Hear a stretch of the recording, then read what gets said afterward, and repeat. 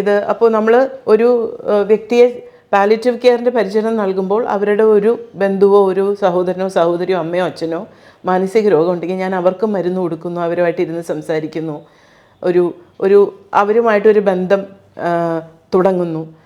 അങ്ങനെയാണ് മെഹക്കിൻ്റെ ഒരു ആശയം തന്നെ മനസ്സിൽ വരുന്നത്. അപ്പോൾ ഇതിനായിട്ട് തന്നെ നമുക്ക് മെൻ്റൽ ഹെൽത്ത് ഫോക്കസ് ചെയ്തിട്ട് നമുക്ക് ഒരു പ്രത്യേകമായിട്ട് തന്നെ നമുക്ക് ചെയ്യാൻ തുടങ്ങാം എന്ന് വിചാരിച്ചിട്ടാണ് മെഹക് ഫൗണ്ടേഷൻ, അത് മെൻ്റൽ ഹെൽത്ത് ആക്ഷൻ. അപ്പോൾ അത് നമ്മൾ പറയുന്നത് ഇതൊരു വെറും ഒരു കമ്മ്യൂണിറ്റിയിൽ പോയി സൈക്യാട്രി മാത്രം കൊടുക്കുന്നതല്ല, ഇറ്റ്സ് ഒരു കോംപ്രിഹെൻസീവ്, എല്ലാം ഉൾപ്പെടുത്തിക്കൊണ്ട് പാലിയേറ്റീവ് കെയറിന് തന്നെ തത്വങ്ങളും പ്രിൻസിപ്പിൾസും ഉൾപ്പെടുത്തിക്കൊണ്ട് നമ്മൾ ഈ മാനസിക രോഗം അനുഭവിക്കുന്നവരും അവരുടെ കുടുംബാംഗങ്ങൾക്കും അവരുടെ ജീവിതത്തിൻ്റെ നിലവാരം മെച്ചപ്പെടുത്താനാണ് നമ്മൾ ശ്രമിക്കുന്നത്. ഇപ്പോൾ ഞാൻ പറയാം, ഒരു മിഡിൽ ക്ലാസ് ഫാമിലി അല്ലെങ്കിൽ ഒരു അപ്പർ മിഡിൽ ക്ലാസ് ഫാമിലിക്ക് മാനസിക രോഗം വന്നാൽ അവരും തകർന്നു പോവാണ്. അവർക്ക് സാമ്പത്തികമുണ്ടെങ്കിലും അവർക്ക് മറ്റ് സഹായങ്ങളോ സപ്പോർട്ടോ ഒന്നുമില്ലാതെ ആവുകയാണ്, അവരൊറ്റപ്പെടുകയാണ്. ഞങ്ങളിപ്പോൾ ആരും ഭ്രാന്ത് പറയാറില്ല, നമ്മൾ മാനസിക രോഗം എന്നേ പറയാറുള്ളൂ എന്ന്. അത് വലിയ മാറ്റമല്ലേ? ഇപ്പോൾ ഒരാളെ ഹീസ് മാഡ് എന്ന് പറയാതെ അവർക്കൊരു അസുഖമാണ് എന്ന് പറയുന്നത് തന്നെ ഒരു മാറ്റമാണല്ലോ. അപ്പം ഇങ്ങനെ കുറേ നമുക്കറിയാം കേരളത്തിൽ തന്നെ സ്യൂസൈഡ് റേറ്റ്സ് എത്രയാണ് കൂടുന്നത്. പിന്നെ സബ്സ്റ്റൻസ് യൂസ് എന്ന് വെച്ചാൽ ഏത് ലഹരി പദാർത്ഥങ്ങളും അതിൻ്റെ ഉപയോഗം, പ്രത്യേകിച്ച് മദ്യം. എനിക്ക് തോന്നുന്നു നമ്മളാണ് ഏറ്റവും കൂടുതൽ ഇന്ത്യയിൽ മദ്യം ഉപയോഗിക്കുന്നത്. ഈ മാനസിക രോഗം എന്ന് പറഞ്ഞാൽ എല്ലാവർക്കും stigma, even among the medical fraternity. ഒരു സൈക്യാട്രിസ്റ്റിനോട് റെഫർ ചെയ്യുക അല്ലെങ്കിൽ സൈക്യാട്രിസ്റ്റിനെ കാണാൻ പറയുന്നത് അവർക്കൊരു ബുദ്ധിമുട്ടാണ്. ഡയബറ്റീസിന് സ്ഥിരമായിട്ട് മരുന്ന് കഴിക്കണം, BP ഉണ്ടെങ്കിൽ സ്ഥിരമായിട്ട് മരുന്ന് കഴിക്കണം. ഒരു കിഡ്നി പ്രോബ്ലമോ അല്ലെങ്കിൽ ഹാർട്ട് പ്രോബ്ലമോ അല്ലെങ്കിൽ ഒരു ശ്വാസകോശത്തിൻ്റെ ആസ്തമ പോലത്തെ അസുഖങ്ങൾ സ്ഥിരമായിട്ട് മരുന്ന് കഴിക്കണം. പക്ഷേ മാനസിക രോഗമാണെങ്കിൽ എല്ലാവരുടെ ചോദ്യം സ്ഥിരമായിട്ട് കഴിക്കണോ ചില ട്രോമ എന്നുള്ളൊരു വാക്ക് നമ്മൾ പണ്ട് ഒരുപാട് ഉപയോഗിക്കില്ലായിരുന്നു. പക്ഷെ ഇപ്പോൾ ആ ട്രോമ എന്ന് അവർ പറഞ്ഞത് സത്യമായിരിക്കും. എന്ന് വെച്ചാൽ ഇപ്പോൾ ഒരു ബോഡി റിലേറ്റഡ് ആയിട്ടുള്ള ഷെയ്മിങ്, ഇപ്പോൾ നമ്മൾക്കൊക്കെ അത് അനുഭവിച്ചിട്ടുണ്ടെങ്കിൽ നമ്മൾ പറയില്ല. പക്ഷെ ഇവർക്കൊക്കെ നീ തടിച്ചിരിക്കുന്നു അല്ലെങ്കിൽ നീ മെലിഞ്ഞിരിക്കുന്നു, നീ ഇങ്ങനെ ഇരിക്കുന്നു, കറുത്തിരിക്കുന്നു, ഇതൊക്കെ പറയുന്നത് വളരെ ഷെയിംഫുൾ മാത്രമല്ല, ഇറ്റ്സ് എൻ ഇഷ്യൂ. അവർ റേസ് ചെയ്യും.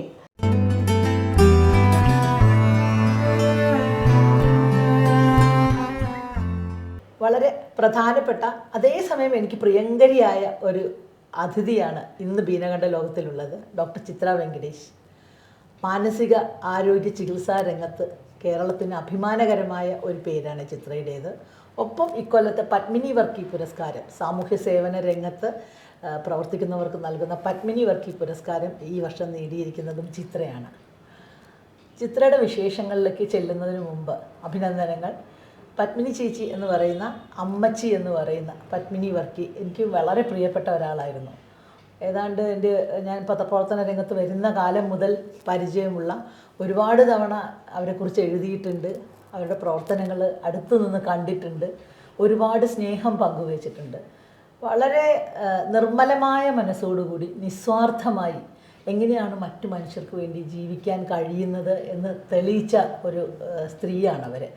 ആ കാലത്തൊക്കെ എനിക്ക് തോന്നുന്നു അങ്ങനെ സാമൂഹ്യ സേവന രംഗത്ത് വരികയും രോഗികളായ ആളുകളെ നോക്കാൻ വേണ്ടി അല്ലെങ്കിൽ ആ ജീവിതം ഒഴിഞ്ഞു വയ്ക്കുകയും ഒക്കെ ചെയ്യുന്ന, അതേസമയം വളരെ സന്തോഷത്തോടു കൂടി ജീവിതത്തെ, അതൊരു നിരാശയോടുകൂടിയോ അല്ലെങ്കിൽ ഒരു പരാതിപ്പെടലോടുകൂടി ജീവിതത്തോടു മുഴുവൻ പരാതിപ്പെടുകയോ ഒന്നും ചെയ്യുന്ന ഒരാളല്ലായിരുന്നു പത്മിനി വർക്കി. അപ്പോൾ അവരുടെ ഈ അവാർഡ് ചിത്രയ്ക്ക് കിട്ടിയതിന് എനിക്ക് വളരെ സന്തോഷമുണ്ട്. ചിത്രയെയും ഞാൻ കാണുമ്പോൾ അതാണ്, അങ്ങനെ തന്നെയാണ് കരുതുന്നത്.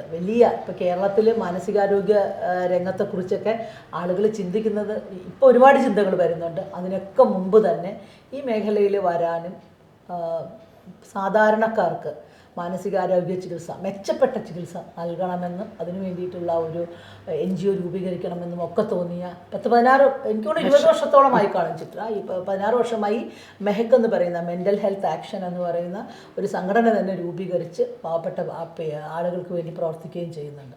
എല്ലാത്തിൻ്റെയും തുടക്കം എവിടെയായിരുന്നു ചിത്ര? മെഡിസിൻ പഠിച്ചു കഴിഞ്ഞിട്ട് എങ്ങനെയാണ് ഈ മാനസികാരോഗ്യ മേഖലയിലേക്ക് എത്തുന്നത്? തുടങ്ങുന്നതിന് മുന്നേ താങ്ക്സ് ബീന. ഇങ്ങനെ ഒരു കോൺവെർസേഷൻ എനിക്ക് ബീന ആയതുകൊണ്ട് വളരെ കംഫർട്ടബിളും നല്ലതുമാണ്. പ്രത്യേകിച്ച് ഇന്നത്തെ ദിവസം ഈ പറഞ്ഞ പോലെ തന്നെ പത്മിനി അമ്മച്ചി എനിക്ക് നേരിട്ട് പേഴ്സണലായിട്ട് അറിയില്ലെങ്കിലും എനിക്ക് ബീന എഴുതിയതുകൊണ്ടും കുറേ വേറെ സുഹൃത്തുക്കൾ എഴുതിയതുകൊണ്ടും പിന്നെ അമ്മച്ചിയുടെ മക്കൾ ആയിഷ മാഡം, ഡോക്ടർ അജയൻ, ഇവരെല്ലാവരുമായിട്ട് എനിക്കൊരു വളരെ വാം റിലേഷൻഷിപ്പാണ്. അതുകൊണ്ട് തന്നെ എനിക്കതൊരു അഭിമാനവും വളരെ സന്തോഷം തോന്നുന്നു. പിന്നെ തിരുവനന്തപുരത്തേക്ക് തിരിച്ചു വരുന്നു എന്നുവെച്ചാൽ ഇവിടെയാണ് ഞാൻ പഠിച്ചതും, തുടക്കം ഇവിടെയായിരുന്നു. അപ്പോൾ അത് പറയുന്നതുകൊണ്ട് തന്നെ ഞാൻ പറയാം, തിരുവനന്തപുരത്താണ് ഞാൻ മെഡിസിൻ MBBS ചെയ്തത്. അത് കഴിഞ്ഞിട്ടാണ് ഞങ്ങൾക്കൊക്കെ MD ചെയ്യണമല്ലോ. അപ്പോൾ MD ചെയ്യുമ്പോൾ തന്നെ എനിക്ക് അങ്ങനെ വളരെ ക്ലാരിറ്റി ഇല്ലായിരുന്നു ബീന. എന്ന് വെച്ചാൽ ഈ സബ്ജക്റ്റ് അന്ന് തന്നെ ഞാൻ സൈക്യാട്രിയിൽ നിന്നൊന്നും തീരുമാനിച്ചിട്ടല്ലായിരുന്നു, സത്യം അതാണ്. അപ്പോൾ ഞാൻ അതുകൊണ്ട് തന്നെ അന്നൊക്കെ ഞങ്ങൾക്ക് ഈ എൻട്രൻസ് എക്സാമിനേഷൻ, പ്രവേശന പരീക്ഷ എഴുതുമ്പോൾ നമുക്ക് ചോയ്സ് വെക്കണം. അപ്പോൾ നമുക്ക് വേണ്ടത് കിട്ടിയില്ലെങ്കിൽ നമ്മൾ അടുത്ത ചോയ്സിലേക്ക് പോകുമ്പോൾ തന്നെ നമ്മൾ അവിടെ ഒരു അഡ്ജസ്റ്റ്മെൻ്റ് ആണ്. അപ്പോൾ അങ്ങനെ എനിക്കൊന്നു എഴുതിയിട്ട് ഒരു 2-3 സ്പെഷ്യാലിറ്റി ഒന്ന് രുചിച്ച് നോക്കി. എന്ന് വെച്ചാൽ ഒരു ഓഫ്തൽമോളജി 6 മാസം ഇവിടെ ചെയ്തു തിരുവനന്തപുരത്ത്. പിന്നെ സർജറിയിലേക്ക് പോയി. പിന്നെ ഞാൻ ഡൽഹിയിൽ all India institute of medical സയൻസിൽ വളരെ പ്രസ്റ്റീജിയസ് ആണ്, അവിടെ എനിക്ക് അനസ്തീസിയോളജി കിട്ടി. ഞാൻ വിചാരിച്ചു അതായിരിക്കും ഞാൻ ചെയ്യുന്നത്. എന്താ വെച്ചാൽ ഒരു പ്രസ്റ്റീജിയസ് ഇൻസ്റ്റിറ്റ്യൂട്ടിൽ നമുക്ക് കിട്ടുന്നു, നമ്മൾ പോകുന്നു. പക്ഷേ ഒരു 3 മാസമൊക്കെ ചെയ്യുമ്പോഴേക്കും എവിടെയും എനിക്ക് ഒരു സെറ്റിൽഡ് ആവാനുള്ള ഫീലിംഗ് വരും, സ്വസ്ഥത കിട്ടുന്നില്ലായിരുന്നു. അപ്പോൾ ഞാനിങ്ങനെ എപ്പോഴും എന്തോ ഒരു അസ്വസ്ഥതയാണ്, ഇതല്ലേ ഞാൻ ചെയ്യേണ്ടതെന്നുള്ളത്. പക്ഷേ അതിൻ്റെ കൂടെ തന്നെയാണ് എൻ്റെ വിവാഹവും എല്ലാം. അപ്പോൾ എൻ്റെ ഹസ്ബൻഡ് വെങ്കടേഷ് രാമകൃഷ്ണൻ. അപ്പോൾ വെങ്കടേഷിൻ്റെ ആ ഒരു പ്രവർത്തനവും ജോലിയും എല്ലാം എനിക്കൊരു വേറൊരു ലോകം ഞാൻ കാണാൻ ഇടയായി. It was an exposure for me. ഡൽഹിയിലും പൊതുവെ ഈ സോഷ്യൽ ഇഷ്യൂസിനെ കുറിച്ചുമൊക്കെ എൻ്റെ ഫാമിലിയിലും ഞങ്ങൾ വളരെ അവെയർ ആണെങ്കിലും കുറച്ചും കൂടെ എനിക്ക് ഒരു എക്സ്പോഷർ കിട്ടാൻ തുടങ്ങി. അപ്പോൾ തന്നെ എനിക്ക് മനസ്സിൽ ഏതെങ്കിലും ഒരു സ്പെഷ്യാലിറ്റി, ഇങ്ങനെ നമ്മൾ സാധാരണ ഒരു സ്റ്റുഡൻറ്റ് കാർഡിയോളജിസ്റ്റ് ആവണം, അങ്ങനെയൊക്കെ ഒരു വളരെ നല്ല ഡിസിപ്ലിൻസ് അവരെ ആവശ്യമാണ് നമുക്ക്. അപ്പോൾ അങ്ങനെ തോന്നുമ്പോൾ ഞാൻ സൈക്യാട്രി ചൂസ് ചെയ്തു. തിരിച്ച് കേരളത്തിലേക്ക് വരുന്നത് ഞാൻ സൈക്യാട്രി ചൂസ് ചെയ്തതാണ്. എന്താ വെച്ചാൽ ഒരു സോഷ്യൽ റെസ്പോൺസിബിലിറ്റിയും കൂടെ നമുക്ക് എക്സസൈസ് ചെയ്യാൻ പറ്റുന്ന കുറച്ചും കൂടെ ഒരു കമ്മ്യൂണിറ്റിയിൽ അങ്ങനെ ക്ലാരിറ്റി ഇല്ലായിരുന്നു. പക്ഷേ എന്തായാലും കുറച്ചും കൂടെ വ്യത്യസ്തമായുള്ള ഒരു സ്പെഷ്യാലിറ്റി ആണെന്ന് എനിക്ക് അറിവുണ്ടായിരുന്നു. തോന്നുന്നു ആളുകൾ സൈക്യാട്രി എടുക്കാൻ മടിക്കുന്ന കാലം കുറച്ച് അത്രയൊരു ഗ്ലാമർ ഇല്ലായിരുന്നു. ഇപ്പം അങ്ങനെയല്ല, കുറച്ചും കൂടെ അതിനൊരു people are attracted to it. അന്ന് ഒരു ചോയ്സ് ആയിട്ടേ അത് നമുക്ക് എടുക്കാനുള്ള നമ്മൾ കാണുള്ളായിരുന്നു. അപ്പോൾ അങ്ങനെ എടുത്ത് ഞാൻ തിരിച്ച് കേരളത്തിലേക്ക് വരുമ്പോൾ ഞാൻ ട്രിവാൻഡ്രത്തേക്ക് തന്നെ തിരിച്ചു വരും എന്നാണ് എൻ്റെ പ്രതീക്ഷ. നല്ല റാങ്ക് ഉണ്ടായിരുന്നു എനിക്ക് ആക്ച്വലി. പക്ഷേ എനിക്ക് തിരുവനന്തപുരത്ത് കിട്ടിയില്ല, കോഴിക്കോടാണ് കിട്ടിയത്. പക്ഷേ അതായിരുന്നു എനിക്ക് തോന്നുന്നു അതെല്ലാം ഒരു നിശ്ചയിക്കപ്പെട്ടതായിരുന്നു, മനസ്സിലല്ലേ. അപ്പോൾ ഞാൻ കോഴിക്കോട് ചെല്ലുമ്പോഴും ഞാൻ സൈക്യാട്രി ചെയ്യുമ്പോഴും നമ്മൾ പഠിക്കുന്ന സൈക്യാട്രി എനിക്ക് അപ്പോഴും ഒരു കംപ്ലീറ്റ് ആയിട്ടുള്ള ഒരു സന്തോഷമല്ല, സംതൃപ്തി എന്ന് പറഞ്ഞാൽ എങ്ങനെയാണ് ഇത് ചെയ്യാൻ പോകുന്നതെന്നുള്ളൊരു ക്ലാരിറ്റി. എന്ന് വെച്ചാൽ വളരെ അക്കാഡമിക് ആയിട്ട് ഒരു ഹോസ്പിറ്റൽ ബേസ്ഡ് ആയിട്ട് നമ്മൾ ചെയ്യുന്നു, എന്താ ചെയ്യേണ്ടതെന്ന് ആലോചിച്ചിരിക്കുമ്പോഴാണ് ഞാൻ കോഴിക്കോട്ടിൽ പഠിക്കുന്ന സമയത്താണ് പാലിയേറ്റീവ് കെയർ അവിടെ ഒരു പ്രസ്ഥാനമായി മാറുന്നത്. അപ്പോൾ സാറ് പത്മശ്രീ രാജഗോപാൽ സാറ്, അശോക് കുമാർ, എനിക്ക് തോന്നുന്നു പാലിയേറ്റീവ് കെയറിൽ ആദ്യത്തെ വോളണ്ടിയർ എന്ന് പറയാമെന്ന് വെച്ചാൽ ഫൗണ്ടറായിട്ടുള്ള വോളണ്ടിയർ അശോക് കുമാർ, പിന്നെ ഡോക്ടർ സുരേഷ് കുമാർ, ഇവരുടെയൊക്കെ ഒരു പ്രസൻസും അവരുടെ കീഴെ നമ്മൾ പഠിക്കുകയും അവർ ഇൻസ്പയർ ചെയ്യും. എന്ന് വെച്ചാൽ എങ്ങനെയാണ് നമുക്ക് ഒരു ആരോഗ്യരംഗത്ത് വേറൊരു രീതിയിൽ പ്രവർത്തിക്കാൻ സാധിക്കുക, നമുക്ക് എങ്ങനെയാണ് പരിചരണം നൽകാൻ സാധിക്കുക, എങ്ങനെ മാനസികാരോഗ്യ രംഗത്താണോ? അത് പാലിയേറ്റീവ് കെയറിലായിരുന്നു. അന്ന് പാലിയേറ്റീവ് കെയർ തുടക്കത്തിൽ ക്യാൻസർ രോഗികൾക്ക് വേണ്ടി എന്നാണ് നമ്മൾ പഠിക്കുന്നത്. അപ്പോൾ അത് ഞാനത് ആ ഒരു 10 ദിവസം അതുകൊണ്ട് ഒരു വോളണ്ടിയറായിട്ട് പോയ ഞാൻ പാലിയേറ്റീവ് കെയറിൽ പിന്നെ കുറേ സമയം ചിലവാക്കി, കുറേ വർഷങ്ങൾ ഞാൻ പാലിയേറ്റീവ് കെയറിലായിരുന്നു. അപ്പോൾ ആദ്യം പാലിയേറ്റീവ് കെയറിൻ്റെ തത്വവും ഫിലോസഫിയും പ്രിൻസിപ്പിൾസും ഒക്കെ പഠിക്കുന്നതിലൂടെ പരിചരണം എങ്ങനെ നൽകുക, അതൊക്കെ ചെയ്യുമ്പോൾ നമ്മൾ എങ്ങനെയാണ് ഈ ഒരു മാതൃക കമ്മ്യൂണിറ്റിയിൽ ഫങ്ഷൻ ആവുന്നതും കൂടെ പഠിച്ചു. നമുക്ക് ഹോം വിസിറ്റ്സുമായിട്ട് പേഷ്യൻസിനെ കാണാൻ പോവുക, വീട്ടിൽ ഈ ദീർഘകാല രോഗമുള്ളവരെ വീട്ടിൽ ചെന്ന് കാണുക, ഇതെല്ലാം നമ്മൾ പഠിക്കുന്നു എന്നല്ലാതെ നമ്മൾ ചെയ്യുന്നില്ലല്ലോ. അപ്പം ഇതൊക്കെ ചെയ്യുമ്പോഴാണ് അന്നാണ് എനിക്ക് ശരിക്കും എൻ്റെ മനസ്സിലൊരു ഒരു സാറ്റിസ്ഫാക്ഷൻ ഉണ്ടായത്. ഇങ്ങനെ ചെയ്താലാണ് എനിക്ക് ഒരു തൃപ്തി വരുന്നതെന്ന് ഞാൻ മനസ്സിലാക്കി.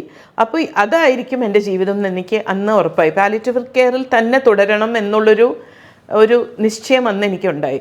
പക്ഷെ ഞാനൊരു സൈക്യാട്രിസ്റ്റ് ആയതുകൊണ്ട് തന്നെ അവിടെ തന്നെ എന്നെ ആ ഒരു എക്സ്പെർട്ടീസ് ഉപയോഗിക്കാൻ കുറേ പേര് എൻകറേജ് ചെയ്തു എന്ന് വെച്ചാൽ. അപ്പോൾ ആ പാലിയേറ്റീവ് കെയറിലെ മെൻ്റൽ ഹെൽത്ത് ഇഷ്യൂസ് എന്ന് വെച്ചാൽ ആ വ്യക്തികളുടെയും കുടുംബങ്ങളുടെയും മാനസിക ആരോഗ്യത്തിനെ ഫോക്കസ് ചെയ്യാൻ എനിക്ക് ആ ഒരു ചുമതല കിട്ടി. അപ്പോൾ അതിലേക്കുള്ള കുറേ പഠനങ്ങൾ ഞാൻ തന്നെ പഠിക്കുകയും എക്സ്പേർട്സിനെ മീറ്റ് ചെയ്യുകയും ആക്ടിവിറ്റീസ് തുടങ്ങുകയും. പിന്നെ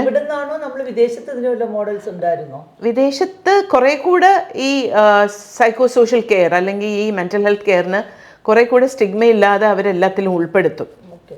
എല്ലാ സ്പെഷ്യാലിറ്റിയിലും അവർക്ക് ആ സൈക്കോ സോഷ്യൽ കെയർ വളരെ ക്ലിയർ ആയിട്ടൊരു ഗൈഡ് ലൈൻ അവർക്ക് എല്ലാ ഇതിലും ഉണ്ടാവും. നമുക്കത് വരുന്നേ ഉണ്ടായിരുന്നു. നമ്മൾ പറയുന്ന ഈ പാലിയേറ്റീവ് കെയർ എന്ന് പറയുമ്പോൾ എന്തായാലും സൈക്കോ സോഷ്യൽ കെയർ പറയുന്നുണ്ടെങ്കിലും അതെങ്ങനെയാണ് എന്നുള്ളൊരു വഴി കണ്ടുപിടിക്കാൻ നമുക്ക് സാധിച്ചു. അപ്പോൾ അതിൽ പ്രത്യേകിച്ച് ഇതൊരു കമ്മ്യൂണിറ്റി ബേസ്ഡ് വർക്ക് ആയതുകൊണ്ട് നമുക്ക് അവരുടെ എംപവർമെൻറ്റ്, പിന്നെ വോളണ്ടിയേഴ്സ്, നമ്മുടെ പാലിയേറ്റീവ് കെയർ മൂവ്മെൻറ്റ് തന്നെ വോളണ്ടിയേഴ്സിൻ്റെ ഒരു സാന്നിധ്യം വളരെ സ്ട്രോങ് ആണല്ലോ. അപ്പോൾ അവരെ എങ്ങനെ ട്രെയിൻ ചെയ്യാം. അപ്പോൾ ഈ വോളണ്ടിയർ ട്രെയിനിങ് എന്ന് പറയുന്നത് ഒരുപാട് ചെയ്തിട്ടുണ്ട്, പ്രത്യേകിച്ച് ഈ ഒരു മേഖലയിൽ. അങ്ങനെ ചെയ്യുമ്പോഴും ഞാനപ്പോൾ ഈ ഗൃഹസന്ദർശനം, ഹോം വിസിറ്റിൽ പോകുമ്പോൾ നമ്മൾ കാണാൻ പോകുന്നത് ഒന്നില്ലെങ്കിൽ ഒരു ക്യാൻസർ അനുഭവിക്കുന്ന ഒരു വ്യക്തിയെ, അല്ലെങ്കിൽ വേറെ ഏതെങ്കിലും ദീർഘകാല രോഗം അനുഭവിക്കുന്നവരെ. പക്ഷെ ആ കുടുംബത്തിൽ തന്നെ ചിലപ്പോൾ ഒരു അമ്മയോ അച്ഛനോ അനിയനോ അനിയത്തിയോ ആർക്കെങ്കിലും ഒരു മാനസിക രോഗമുണ്ടെങ്കിൽ നമ്മൾ അവരെ കാണുന്നില്ല. അപ്പോൾ ഇതാവാം, പക്ഷെ ആ വീട്ടിൽ തന്നെ വേറൊരു വ്യക്തിക്ക് ഈ മാനസിക രോഗമുണ്ടെങ്കിൽ ഈ പാലിയേറ്റീവ് കെയർ ടീം അവരെ കാണുന്നു, പക്ഷെ ഇവരെ കാണുന്നില്ലല്ലോ. അപ്പോൾ പക്ഷെ ഞാനൊരു സൈക്യാട്രിസ്റ്റ് ആയിട്ട് പോകുമ്പോൾ, സൈക്യാട്രിസ്റ്റ് ആയതുകൊണ്ട് ഞാൻ ഈ പാലിയേറ്റീവ് കെയറും അവരെയും വളരെ ഇൻഫോർമലായിട്ട് ചികിത്സിക്കാൻ തുടങ്ങി. അപ്പോൾ നമ്മൾ ഒരു വ്യക്തിയെ പാലിയേറ്റീവ് കെയറിൻ്റെ പരിചരണം നൽകുമ്പോൾ അവരുടെ ഒരു ബന്ധുവോ ഒരു സഹോദരനോ സഹോദരിയോ അമ്മയോ അച്ഛനോ മാനസിക രോഗം ഉണ്ടെങ്കിൽ ഞാൻ അവർക്കും മരുന്ന് കൊടുക്കുന്നു, അവരുമായിട്ട് ഇരുന്ന് സംസാരിക്കുന്നു, അവരുമായിട്ടൊരു ബന്ധം തുടങ്ങുന്നു. തിരിച്ച് നമ്മൾ ഹോം വിസിറ്റ്സ് ഫോളോ അപ്പ് ചെയ്യുമ്പോൾ അതിൽ മാറ്റം കാണുന്നു. ആ കുടുംബത്തിനും വളരെ സന്തോഷം. എന്ന് വെച്ചാൽ ഇവർക്കും ഒരു മാറ്റം വരുന്നു. അല്ലെങ്കിൽ ഒതുങ്ങി ഐസൊലേറ്റഡ് ആയിട്ടുള്ള ഒരു വ്യക്തി പുറത്തിറങ്ങാതെ മാനസിക രോഗം എന്ന് പറയുമ്പോഴേ അതും ഒരു ദീർഘകാല രോഗമാണ്. കുറേ കഴിഞ്ഞാൽ ഈ അവരുടെ ഫാമിലി മെമ്പേഴ്സിനെ എന്താ ചെയ്യേണ്ടതെന്ന് അറിയില്ല. എന്താ വെച്ചാൽ ഇത് എങ്ങനെയാണ് ഒരു സ്റ്റിഗ്മയുണ്ട്. എനിക്ക് തോന്നുന്നു ഒരു ഫിസിക്കൽ രോഗം വരുന്നതിനെക്കാട്ടിയും ഫാമിലി എഫക്ട് ചെയ്യുന്നത് I think they get shattered. അതാണ് എനിക്കത്. കുട്ടികളാണ് അതങ്ങ് തകർന്നു പോവാണ് കുടുംബങ്ങൾ. പിന്നെ ഈ പൈസ എപ്പോഴും ചിലവാക്കണമല്ലോ, പോവാനും മരുന്ന് വാങ്ങിക്കാനും നിരന്തരം കഴിക്കണം. ഇപ്പം ഞാൻ എപ്പോഴും പറയുന്ന ഒരു ഇതാണ്, ഇപ്പോൾ ഒരു ക്യാൻസർ വരുന്ന ഒരു രോഗി അല്ലെങ്കിൽ മറ്റ് ദീർഘകാല രോഗികൾക്ക് എവിടെയോ ഒരു എൻഡ് പോയിന്റ് പോലെ നമുക്ക് കാണാം. പക്ഷെ ഇവർക്ക് അങ്ങനെയല്ല, മനസ്സിലായി. അനുഭവിച്ച് അത് മാറ്റി നിർത്തും. പിന്നെ അവർക്കൊരു ഐഡൻറ്റിറ്റി ഇല്ലാതെ അവർ ഇൻവിസിബിൾ ആവുകയാണ് സൊസൈറ്റിക്ക് തന്നെ. അപ്പോൾ ആ ഒരു മാറ്റം കാണുമ്പോൾ എൻ്റെ മനസ്സിൽ അപ്പോൾ തന്നെ നമ്മളിപ്പോൾ പാലിയേറ്റീവ് കെയർ, അതിനകം തന്നെ പാലിയേറ്റീവ് കെയറിൻ്റെ വളർച്ചയും ഞാൻ കാണുന്നുണ്ട്. ക്യാൻസർ അല്ലാതെ മറ്റ് ദീർഘകാല രോഗങ്ങൾ, ഇപ്പോൾ കാർഡിയാക് ആണെങ്കിലും ഹൃദയത്തിൻ്റെയോ അല്ലെങ്കിൽ ശ്വാസകോശത്തിൻ്റെയോ കിഡ്നിയുടെയോ ഏത് ദീർഘകാല രോഗത്തിനും പാലിയേറ്റീവ് കെയർ യൂസ് ചെയ്യാൻ നമ്മൾ തുടങ്ങി. വെറും ക്യാൻസർ അല്ല, ഏത് ദീർഘകാല രോഗം അല്ലെങ്കിൽ ബെഡ് റിഡൻ ആയിട്ടുള്ള വ്യക്തികൾ, ഇവർക്കെല്ലാം പാലിയേറ്റീവ് കെയർ നൽകാം എന്നത് എക്സ്പാൻഡ് ചെയ്യാൻ തുടങ്ങി പാലിയേറ്റീവ് കെയർ. അപ്പോൾ അഡ്വക്കേറ്റ് ചെയ്യുന്നത് അതിൽ മാനസിക രോഗികളെയും നമ്മൾ ഉൾപ്പെടുത്തണം. എന്താ വെച്ചാൽ അവരും അത് തന്നെയാണ് അനുഭവിക്കുന്നത്, അല്ലേ? അപ്പോൾ ഈ തത്വം, ഈ philosophy of palliative care, principles of palliative care is equally applicable to people with chronic mental illness. ഇതായിരുന്നു എൻ്റെ ഒരു ബേസിക് ബിലീഫും ഇപ്പോഴും അതാണ്.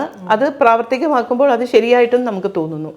അങ്ങനെയാണ് മെഹക്കിൻ്റെ ഒരു ആശയം തന്നെ മനസ്സിൽ വരുന്നത്. അപ്പോൾ ഇതിനായിട്ട് തന്നെ നമുക്ക് മെൻ്റൽ ഹെൽത്ത് ഫോക്കസ് ചെയ്തിട്ട് നമുക്ക് പ്രത്യേകമായിട്ട് തന്നെ നമുക്ക് ചെയ്യാൻ തുടങ്ങാം എന്ന് വിചാരിച്ചിട്ടാണ് മെഹക് ഫൗണ്ടേഷൻ, അത് മെൻ്റൽ ഹെൽത്ത് ആക്ഷൻ. അപ്പോൾ അത് നമ്മൾ പറയുന്നത് വെറും ഒരു കമ്മ്യൂണിറ്റിയിൽ പോയി സൈക്യാട്രി മാത്രം കൊടുക്കുന്നതല്ല, ഇറ്റ്സ് ഒരു കോംപ്രിഹെൻസീവ്, എല്ലാം ഉൾപ്പെടുത്തിക്കൊണ്ട് പാലിയേറ്റീവ് കെയറിന് തന്നെ തത്വങ്ങളും പ്രിൻസിപ്പിൾസും ഉൾപ്പെടുത്തിക്കൊണ്ട് നമ്മൾ ഈ മാനസിക രോഗം അനുഭവിക്കുന്നവരും അവരുടെ കുടുംബാംഗങ്ങൾക്കും അവരുടെ ജീവിതത്തിൻ്റെ നിലവാരം മെച്ചപ്പെടുത്താനാണ് നമ്മൾ ശ്രമിക്കുന്നത്. അങ്ങനെയാണ് ഇതിൻ്റെ തുടക്കം. തുടങ്ങുന്നത് ആദ്യം ഞങ്ങൾ നോർത്ത് കേരളയിൽ ഒന്ന് തുടങ്ങി, കോഴിക്കോട് ബേസ് ചെയ്തിട്ട്. പിന്നെ ഞാൻ സദേൺ കേരള എന്ന് വെച്ചാൽ കൊച്ചി ബേസ് ചെയ്തിട്ടാണ് ഇപ്പം കഴിഞ്ഞ 16 വർഷങ്ങളായിട്ട് നമ്മൾ ചെയ്യുന്നത്. എറണാകുളം, ആലപ്പുഴ ജില്ലകളിൽ തുടങ്ങി. ഇപ്പോൾ പാലക്കാട്, ഇടുക്കി. ആദ്യം ഞാൻ കുറച്ച് മലപ്പുറത്തും ചെയ്യുന്നുണ്ടായിരുന്നു. കോവിഡ് കഴിഞ്ഞ് ഞാൻ എനിക്ക് ട്രാവൽ ചെയ്യാൻ ഞങ്ങൾക്ക് ടീമായിട്ട് ട്രാവൽ ചെയ്യാൻ പറ്റുന്ന ദൂരത്തിലുള്ള പ്രോഗ്രാംസാണ് നമ്മൾ ചെയ്യുന്നത്. ഇപ്പോൾ ശരിക്കും നിങ്ങൾ എന്താണ് ചെയ്യുന്നത്? നിങ്ങൾ ഗ്രാമപ്രദേശത്ത് പോകുന്നു, അവിടുത്തെ പേഷ്യൻസിനെ ഐഡന്റിഫൈ ചെയ്യുന്നു, പഞ്ചായത്തിന്റെ സഹകരണത്തോടു കൂടിയാണോ? അത് പലതും പഞ്ചായത്തിന്റെ സഹകരണം. അപ്പോൾ അത് നമ്മൾ എങ്ങനെയാ വെച്ചാൽ നമ്മൾ ചെന്ന് നമ്മളായിട്ട് തന്നെ ഒരു പ്രോഗ്രാം നടത്താറില്ല. അത് ഞാൻ എന്തുകൊണ്ട് അങ്ങനെ ചെയ്യുന്നില്ല എന്ന് വെച്ചാൽ, ഇത് നമ്മൾ തുടങ്ങുന്ന ഒരു കാര്യം തുടർച്ചയായിട്ട് നടക്കണമല്ലോ, സസ്റ്റെയിൻ ചെയ്യണം. നമ്മൾ പുതിയൊരു സ്ഥലത്തേക്ക് പോയി ഞാൻ ഒരു ക്ലിനിക്ക് തുടങ്ങണമെങ്കിൽ ഞാനത് ചെയ്യുന്നവരെ അതവിടെ ഉണ്ടാവുള്ളൂ അല്ലേ. ഞാൻ അവിടെ നിന്ന് പിൻവാങ്ങിയാൽ അത് പോയി. അപ്പോൾ എപ്പോഴും നമ്മൾ ചെയ്യുന്നത് ഒരു പാർട്ട്ണർഷിപ്പ് വഴി തന്നെയാണ്. അപ്പോൾ നമ്മൾ ഒരു ലോക്കൽ പാർട്ട്ണർ എന്തായാലും നമ്മുടെ ഈ മാതൃകയിലുണ്ടാവും. അപ്പോൾ അതൊരു പഞ്ചായത്താവാം. ഇപ്പോൾ നമുക്കൊരു 8, 9, 10 പഞ്ചായത്തുമായിട്ട് നമുക്ക് പ്രോഗ്രാംസ് ഉണ്ട്. അവരുടെ പ്രോജക്റ്റ് ആവുന്നു അതിപ്പോൾ.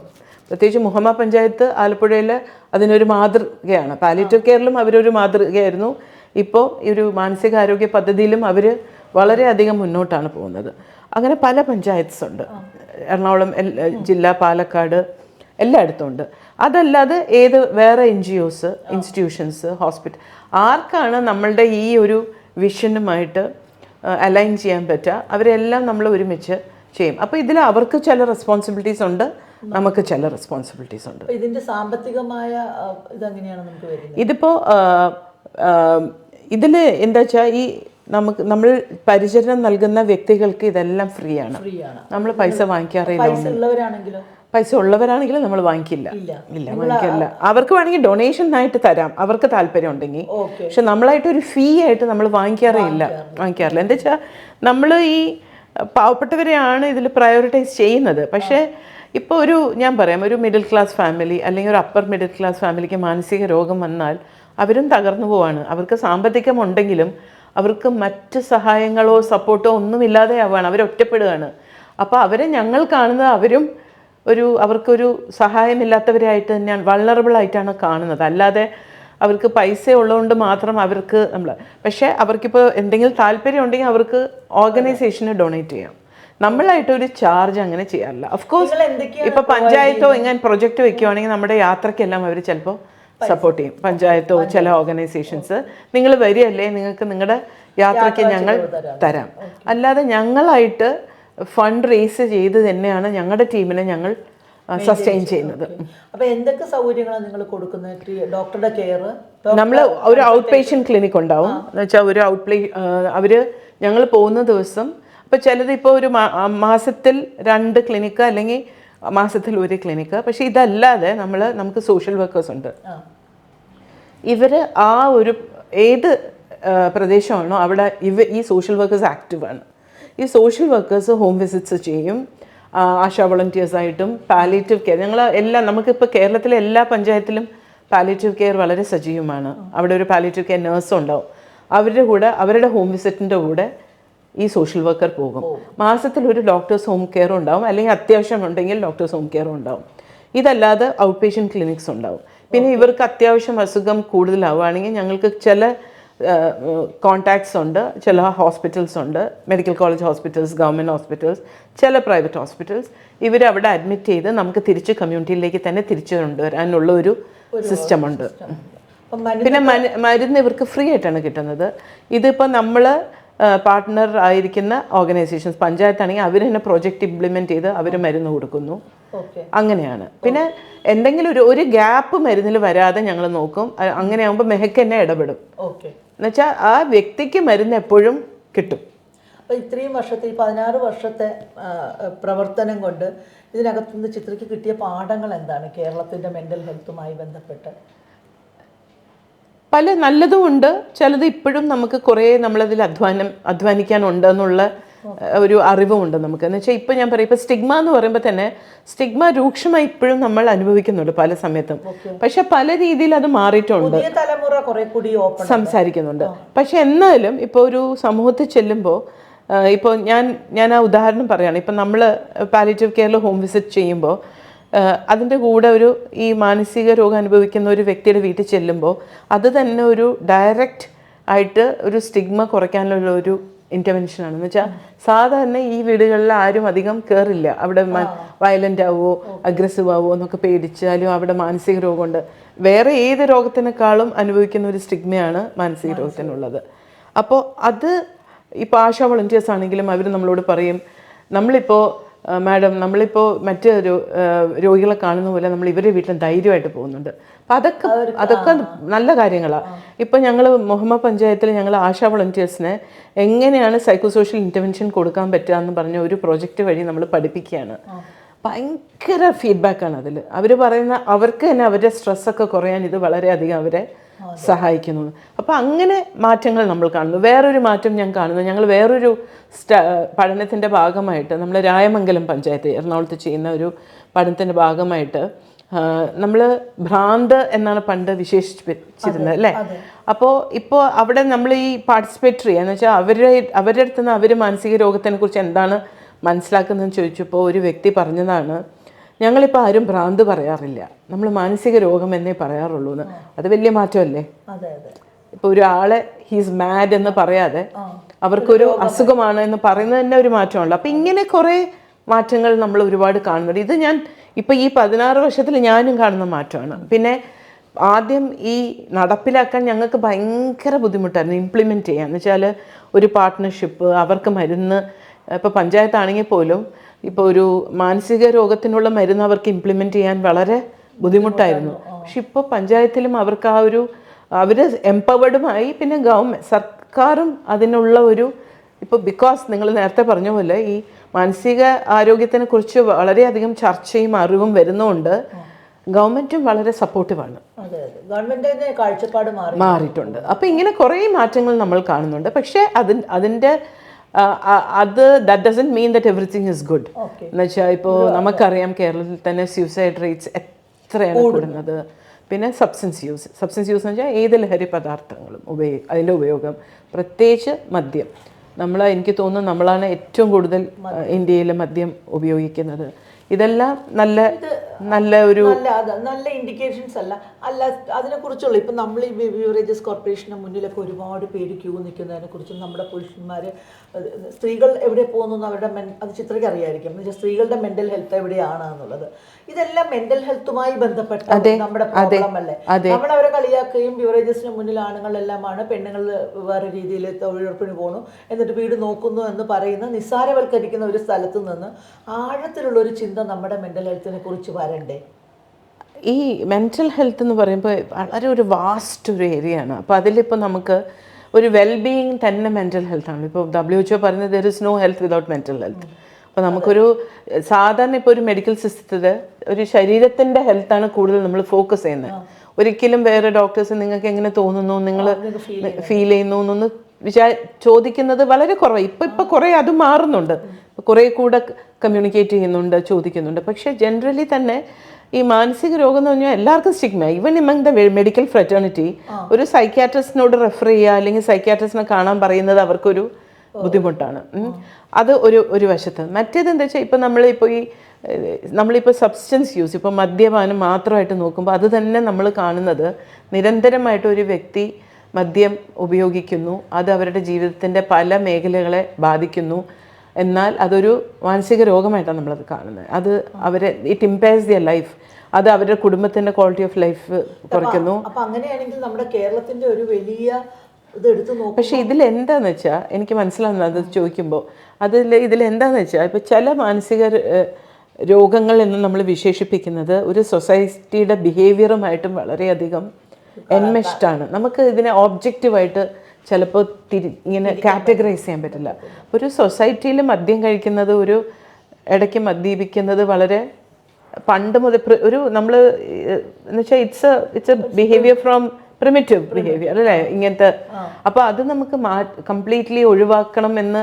അതുകൊണ്ടാണ് ഈ പ്രൊഹിബിഷൻ ഒന്നും സക്സസ്ഫുൾ ആവാത്തത്. പ്രൊഹിബിഷൻ ആണെങ്കിൽ അവർ വേറെ വഴി കണ്ടുപിടിച്ച് അതിനെ ഉപയോഗിക്കാൻ നോക്കും അല്ലേ. അപ്പോൾ ഈ പക്ഷെ അതിൽ ആ ബാലൻസ് എവിടെ കണ്ടെത്തും എന്നുള്ളതാണ്. എന്താ വെച്ചാൽ നമുക്ക് എങ്ങനെ ഒരു ഹെൽത്തി ആയിട്ട് ഇതിനെ സപ്പോർട്ട് ചെയ്യാൻ പറ്റും, പക്ഷേ ഇതൊരു അസുഖമായിട്ട് കണ്ട് ചികിത്സയ്ക്കും വരാൻ പറ്റും. പക്ഷെ സ്റ്റിഗ്മ വളരെ അധികമാണ്.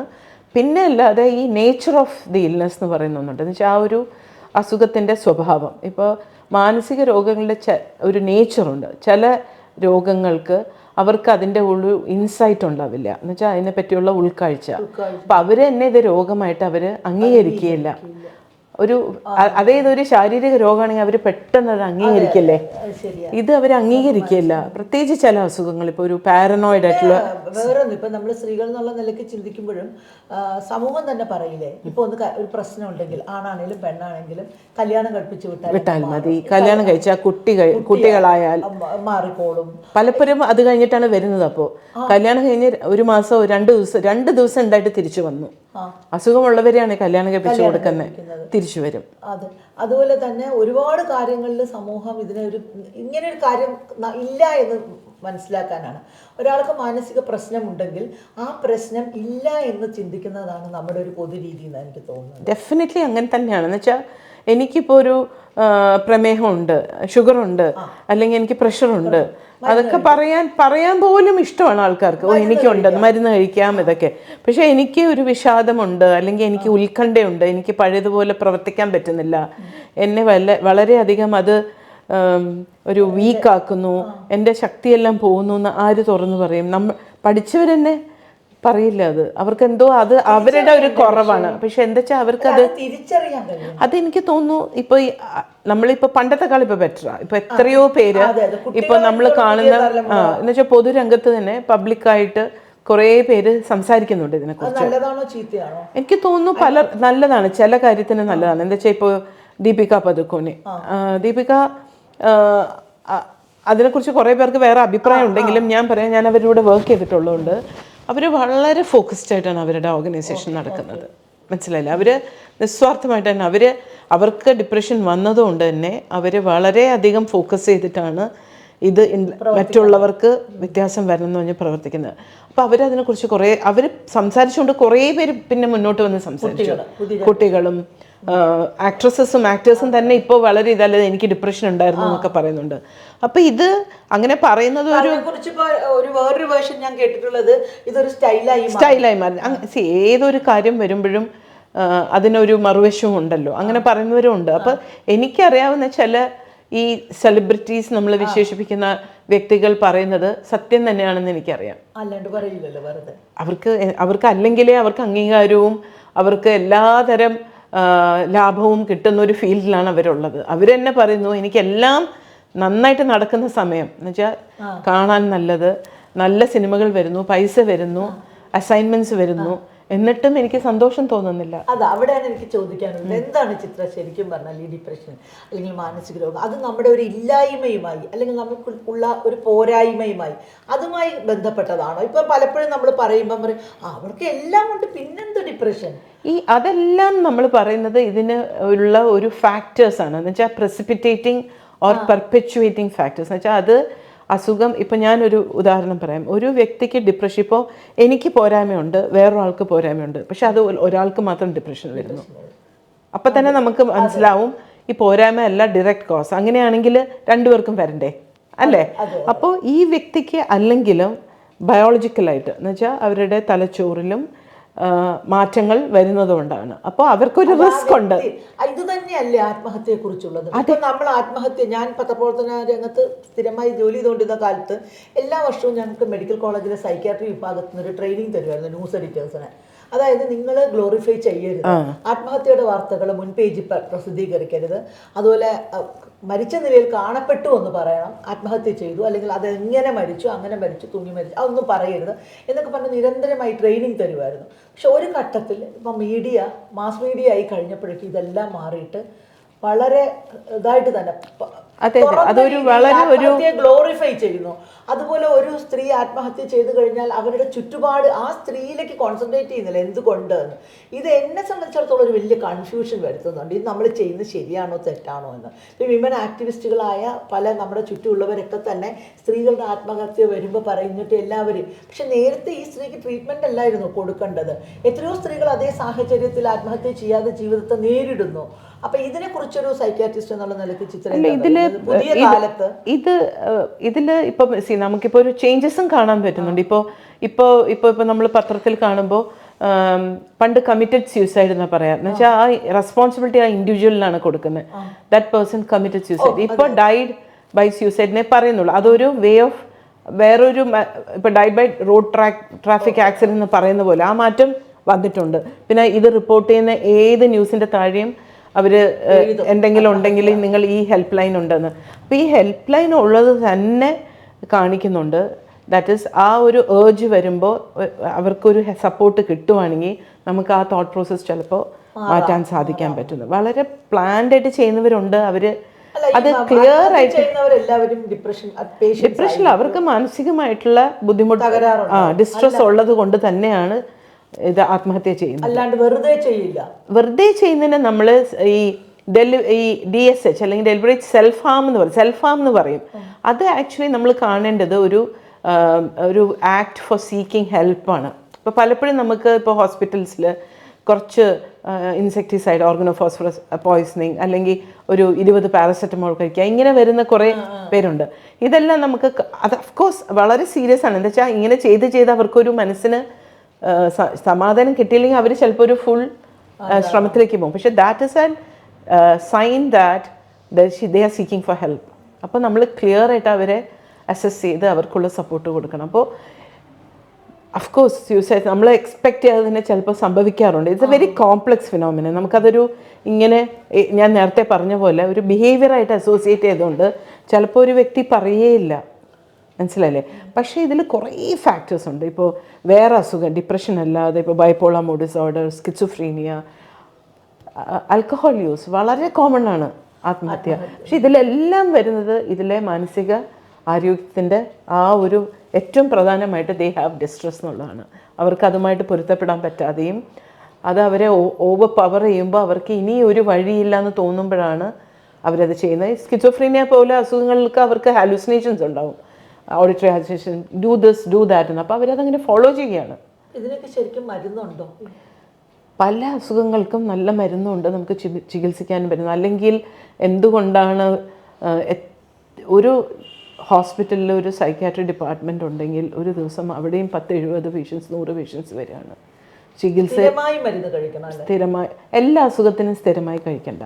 ചില അസുഖങ്ങൾക്ക് നമ്മൾ സ്ഥിരമായി, അപ്പോൾ ഞാനതിനെ ഒരു കമ്പാരിസൺ ചെയ്യുന്നത് ഒരു ഡയബറ്റീസോ ഹൈപ്പർ ടെൻഷനോ വരുവാണെങ്കിൽ സ്ഥിരമായിട്ട് മരുന്ന് കഴിക്കുന്നില്ലേ? ആ ചോദ്യം വരുന്നില്ലല്ലോ. ആ ചോദ്യം വരുന്നില്ല. അതും ഈ സ്റ്റിഗ്മയാണ് ഇതിൻ്റെ കാരണം. ഡയബറ്റീസിന് സ്ഥിരമായിട്ട് മരുന്ന് കഴിക്കണം. BP ഉണ്ടെങ്കിൽ സ്ഥിരമായിട്ട് മരുന്ന് കഴിക്കണം. ഒരു കിഡ്നി പ്രോബ്ലമോ അല്ലെങ്കിൽ ഹാർട്ട് പ്രോബ്ലമോ അല്ലെങ്കിൽ ഒരു ശ്വാസകോശത്തിൻ്റെ ആസ്തമ പോലത്തെ അസുഖങ്ങൾ സ്ഥിരമായിട്ട് മരുന്ന് കഴിക്കണം. പക്ഷേ മാനസിക രോഗമാണെങ്കിൽ എല്ലാവരുടെ ചോദ്യം സ്ഥിരമായിട്ട് കഴിക്കണോ? അതെന്താണെന്ന് വെച്ചാൽ ഈ മരുന്നിനെ കുറിച്ചുള്ള പേടി. ഇത് നമ്മളെ തളർത്തിക്കളയും, നമ്മളെപ്പോഴും ഉറങ്ങിക്കൊണ്ടിരിക്കും, നമുക്ക് ഇത് പറയാനും കുറേ പേരുണ്ടാവും, കോംപ്ലിക്കേഷൻസ് വരും. എല്ലാ മരുന്നിനുള്ള സൈഡ് എഫക്റ്റും കോംപ്ലിക്കേഷൻസ് ഇതിനും ഉള്ളൂ. പിന്നെ ഇപ്പൊ അഡ്വാൻസസ് ന്യൂ മെഡിക്കേഷൻസ് ഒക്കെ കമ്മിങ്, നല്ല മരുന്നുകളാണ്. ഞാൻ ഈയിടയ്ക്ക് എൻ്റെ ഒരു ഫ്രണ്ട് പറഞ്ഞു അവർക്ക് ഹാപ്പിനെസ് ഇല്ലായിരുന്നു, ഭയങ്കര സങ്കടമായിരുന്നു. അപ്പോൾ ഒരു മരുന്ന് കഴിച്ചപ്പോൾ ഹാപ്പിനെസ് വന്നു. അതൊക്കെ പോസിബിൾ. അത് ഡിപ്രഷൻ ആയിരിക്കും. ഡിപ്രഷന് ആൻറ്റി ഡിപ്രഷൻ കഴിച്ചപ്പോൾ അവർക്ക് തിരിച്ച് ഷീ വുഡ് ഫീൽ ബെറ്റർ. പിന്നെ ഈ മാനസിക ഇത് മരുന്ന് മാത്രമല്ല, ഇപ്പം പലർക്കും മൈൽഡായിട്ടുള്ള ഇഷ്യൂസ് ആണെങ്കിൽ ഞങ്ങൾ മരുന്ന് കൊടുക്കില്ല. നമ്മൾ അവർക്ക് തെറാപ്പി, ഒരുപാട് ഇൻ്റർവെൻഷൻസ് ഉണ്ട്, ബിഹേവിയറൽ, സൈക്കോളജിക്കൽ. ഇപ്പോൾ സൈക്കോളജിസ്റ്റ്, ഇപ്പോൾ കോവിഡ് സമയത്ത് സൈക്കോളജിസ്റ്റിൻ്റെ ഒരു ശരിക്കും നമ്മൾ എക്സ്പീരിയൻസ് ചെയ്തു അവരുടെ ഒരു ഇമ്പോർട്ടൻസ്. അപ്പോൾ അവർ സോഷ്യൽ വർക്കേഴ്സ്, ഇങ്ങനെ ഒരു മൾട്ടി ഡിസിപ്ലിനറി ആയിട്ട് സൈക്യാട്രിക്ക് വർക്ക് ചെയ്യാൻ പറ്റുള്ളൂ. അതാണ് എൻ്റെ വിശ്വാസം. ഇപ്പോൾ മെഹക്കാണെങ്കിലും ഞങ്ങളെല്ലാവരും ഒന്നിച്ചൊരു ടീമായിട്ടാണ് വർക്ക് ചെയ്യുന്നത്. അപ്പോൾ ഓരോരുത്തർക്കും ഓരോന്നും അവരുടെ സ്ട്രെങ്സ് യൂസ് ചെയ്യാൻ നമുക്ക് പറ്റും.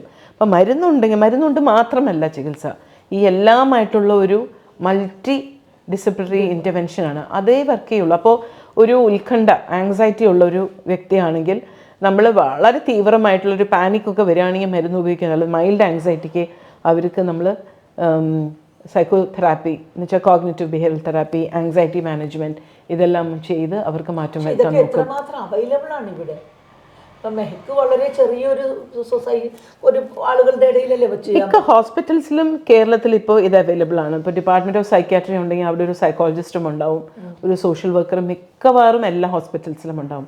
പിന്നെ അഫ്കോഴ്സ് ഇപ്പോൾ മെഹക്ക് പോലെ കുറച്ച് ഓർഗനൈസേഷൻസ് ഇപ്പം കേരളത്തിലുണ്ട് ഇങ്ങനെ ചെയ്യുന്നത്.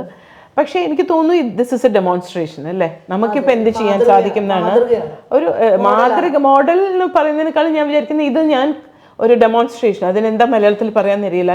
I always think that you are demonstrating that this is possible. അപ്പോൾ ഇത് പോസിബിൾ ആണ്.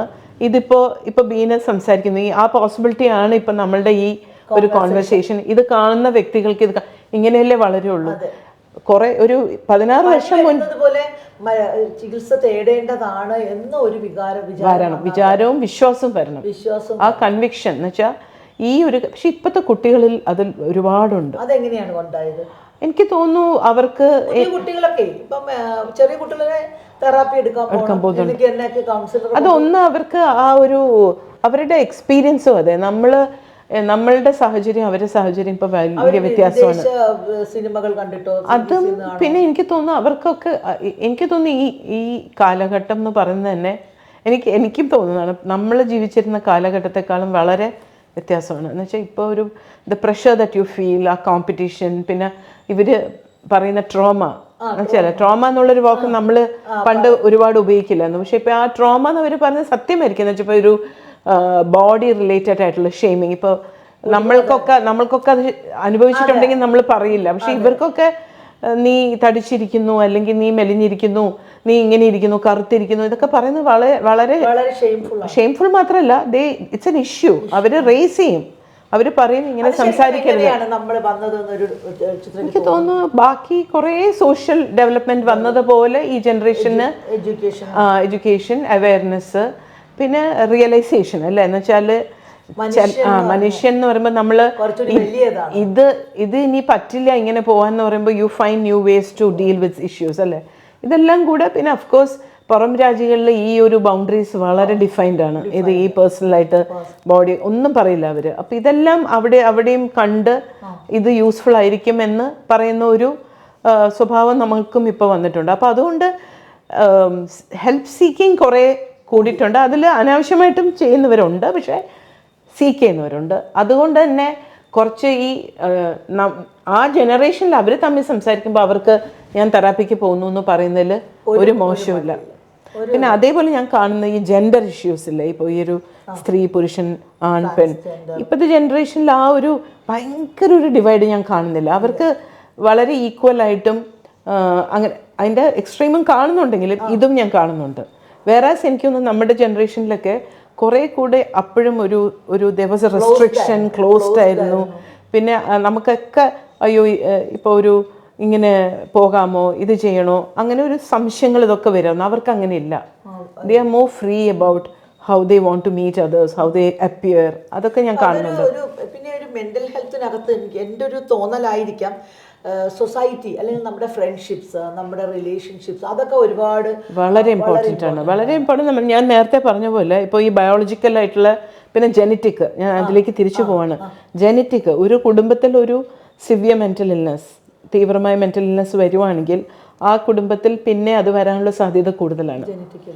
അപ്പോൾ ഇങ്ങനെ കുറേ ഫാക്ടേഴ്സ് ഉണ്ട് ഒരു മാനസിക രോഗം വരാം. അപ്പോൾ ഞാൻ നേരത്തെ പറഞ്ഞ പോലെ രണ്ട് വ്യക്തികളിൽ ഒരേ സാഹചര്യം അവർ ഫേസ് ചെയ്യുമ്പോൾ ഈ വ്യക്തിയിൽ ഈ അവരുടെ ബയോളജിക്കൽ വൾണറബിലിറ്റി ഉണ്ട്, ജെനറ്റിക്കായിട്ട് അവരുടെ കുടുംബത്തിൽ ഓൾറെഡി ഈ അസുഖമുണ്ട്, പിന്നെ ഇവരുടെ പേഴ്സണാലിറ്റിയിൽ തന്നെ ഇവർക്ക് ആ കോപ്പിംഗ്, നമ്മളൊരു സാഹചര്യമായിട്ട് പൊരുത്തപ്പെടാനുള്ള ഒരു കഴിവ്, കുറച്ച് റിസോഴ്സസ് കുറവാണെങ്കിൽ ഇവർക്കായിരിക്കും അസുഖം വരുന്നത്. അല്ലെങ്കിൽ ഇവരാണ് എന്തെങ്കിലും ഒരു സ്റ്റെപ്പ് എടുക്കുന്നത്. മനസ്സിലായില്ല ആ വ്യത്യാസം? ഇതല്ലാതെ പക്ഷേ ഈ അസുഖമോ അല്ലെങ്കിൽ ഈ ഒരു സാഹചര്യത്തിനോ ഇപ്പോൾ ഈ ഇങ്ങനെ ഒരു വൾണറബിൾ ആയിട്ടുള്ള വ്യക്തിക്ക് വേഗം അസുഖം വരാനാണ് ഈ പ്രസിപ്പിറ്റേറ്റിംഗ് ഫാക്ടർ അല്ലെങ്കിൽ പെർപ്പിച്വേറ്റിംഗ് ഫാക്ടർ. എന്ന് വെച്ചാൽ അവരൊരു സ്ട്രെസ്ഫുൾ സിറ്റുവേഷൻ ഫേസ് ചെയ്യുമ്പോൾ അവർക്ക് പെട്ടെന്ന് മറ്റൊരു വ്യക്തിയെക്കാളും പെട്ടെന്ന് വരാൻ സാധ്യത. അത് പ്രസിപ്പിറ്റേറ്റിംഗ് അതിലാണ് അപ്പോൾ നമുക്കിപ്പോൾ ഒരു നല്ല സപ്പോർട്ടീവ് സിസ്റ്റം ഉണ്ട്, parental friends, school, college, teachers, അങ്ങനെ ആകുമ്പോൾ അവർ അതിൽ പ്രൊട്ടക്റ്റഡ് ആയിട്ട് അവർ മുന്നോട്ട് പോകുന്നു. എപ്പോഴാണ് അവർക്ക് കൈവിട്ട് പോകുന്നത്? ചിലപ്പോഴേക്കും അപ്പോഴായിരിക്കും വരുന്നത്.